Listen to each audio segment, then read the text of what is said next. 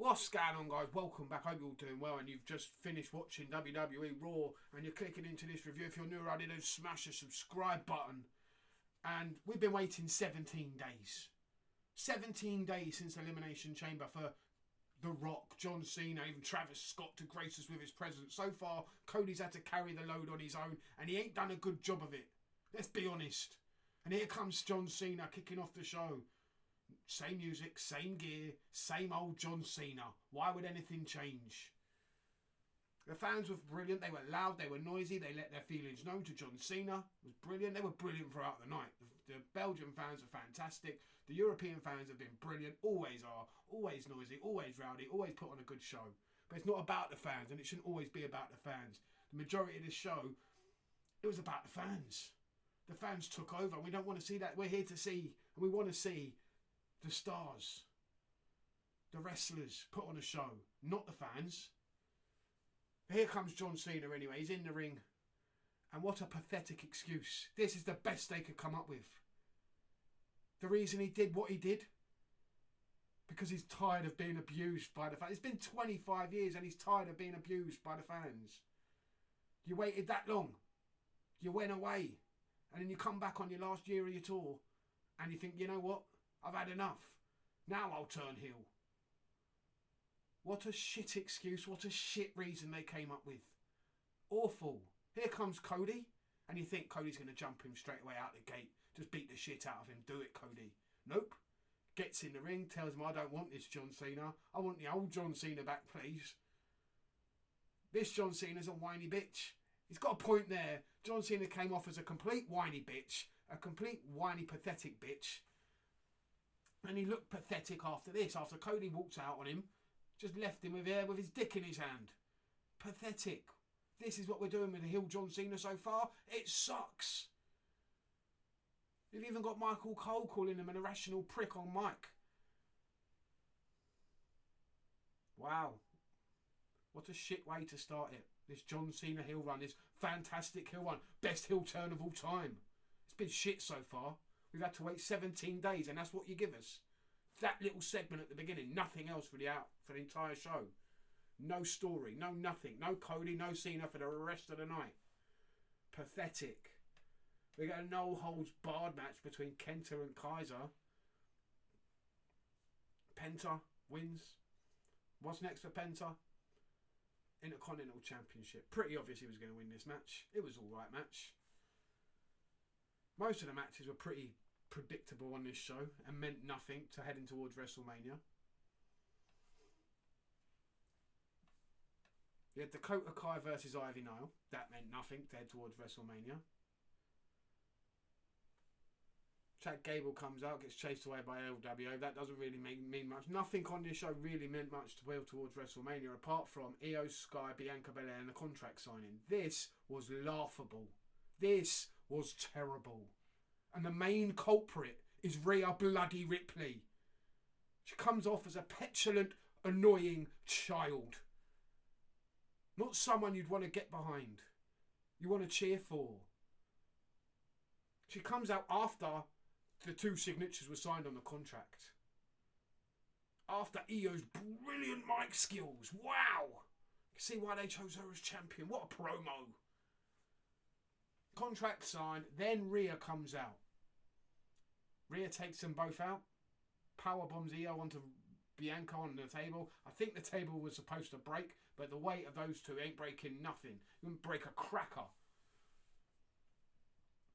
Rhea signed the contract, but it means nothing. It's already been signed and sealed. The names on the contract, none of them read Rhea Ripley at the top. So her signing it, it's just defacing a contract. You can get around that. That's pretty simple. She walks off with the contract like a spoilt brat. We have a Jey Uso Gunther pull apart backstage. And then a Jey Uso long entrance like every bloody week. Watching this on TV is brutal. Brutal. I can get and understand when you're there in the crowd how it can be fun and entertaining. Everyone's yeeting and yeah, it's fun. But once you've seen it once on TV, that's it. It is so brutal to have to sit there and watch that week in, week out. Jey Uso defeated Austin Theory in 10 seconds. Wow, they have buried Austin Theory. He means nothing anymore. Nothing. Like, this match lasted about 10 seconds. Michael Cole was yeeting for longer than the match. And what do they do after this match? The same shit they've been doing every week.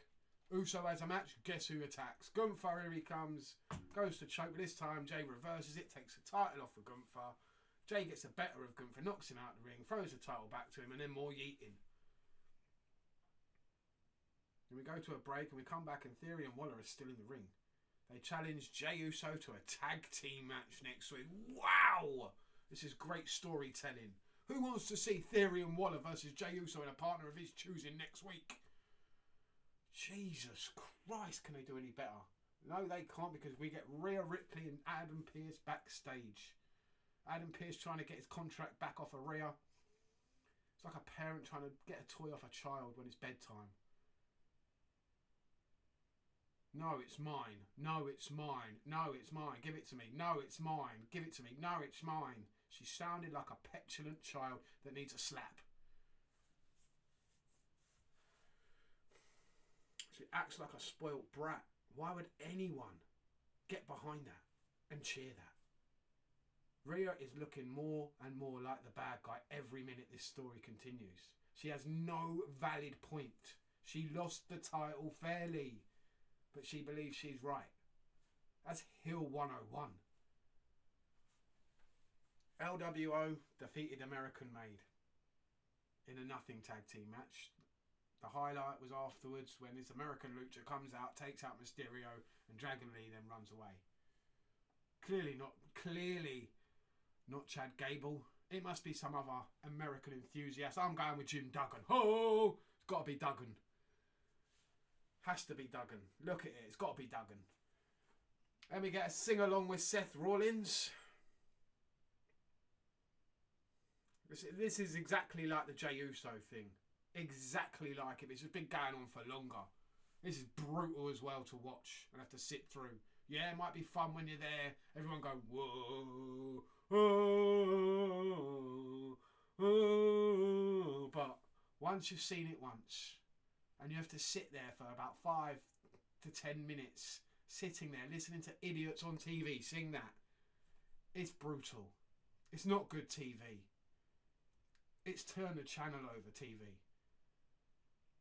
Then Seth grabs the mic and basically tells Brussels that we're not following up on the storyline from last week.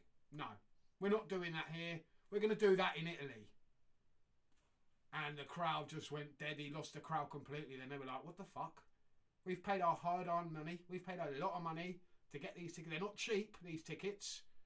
And we've got no stars. No Roman Reigns. No CM Punk to continue this storyline on Monday Night Raw. A week after what happened last week in Madison Square Garden, everyone's thinking, do you know what? Yeah, I'll turn up in Brussels.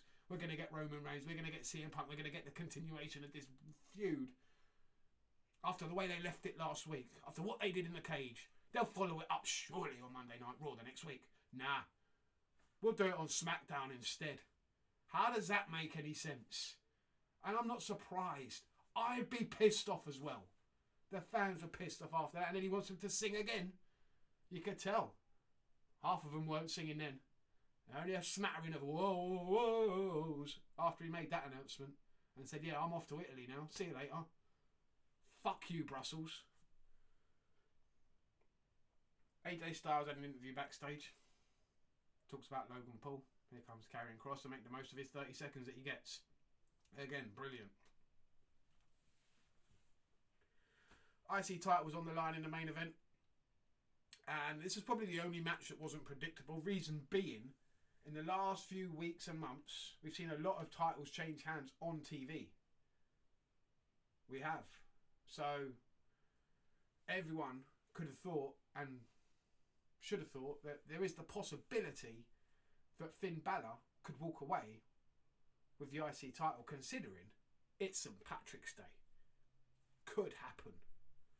Braun Breaker, though, absolute beast. This was a decent match. Wasn't the best, but it was okay for a main event match. Bron Breakker gets the win over Finn Balor thanks to Dominic Mysterio getting involved. Bron was on the top rope with Finn. Carlito made a distraction on the other side with the ref. Dom gets up on the side, tries to knock Bron Breakker off the top rope, but pulls him down, but accidentally knocks Finn Balor as well and crotches him. And then Bron Breakker knocks Dom off, deals with Carlito. Frankensteiner off the top rope for Finn. Spear, 1, 2, 3, and he retains the title. Judgment Day attack Bron after the match. Here comes Penta to make the save. And we have a stare down between Bron and Penta in the middle of the ring. As Penta said earlier on in the night, I'm looking for the gold. I want the IC title. And that made sense at the end there. That was a nice little visual between the two of them. Maybe that's the match we're getting at WrestleMania. Like I said, I wouldn't mind Dominic Mysterio somehow getting involved.